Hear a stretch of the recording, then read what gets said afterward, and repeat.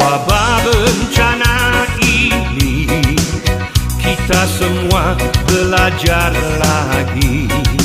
Syukurilah hidup ini, berdoa untuk Indonesia. Kembalilah pada yang esa, hormati dan cinta sesama. Jaga lingkungan alam dunia, ubah pola hidup dan kerja. Ayo lawan virus corona, gotong royong sadar bersama.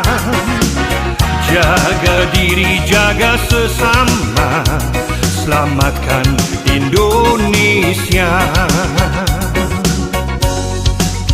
Setiap orang sama berharga, tanggung jawab tugas bersama.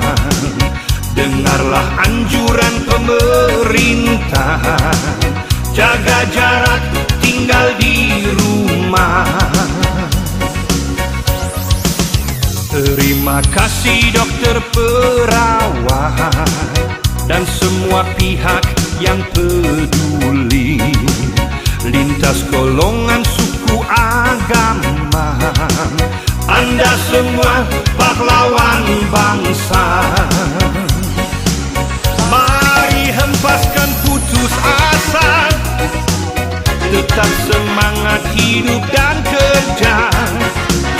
Karena bersama kita bisa pulihkan Indonesia. Ayo bangkit dan berkarya, kobarkan semangat 45. Masa depan pasti ada, semangat Indonesia. Tetap semangat Indonesia.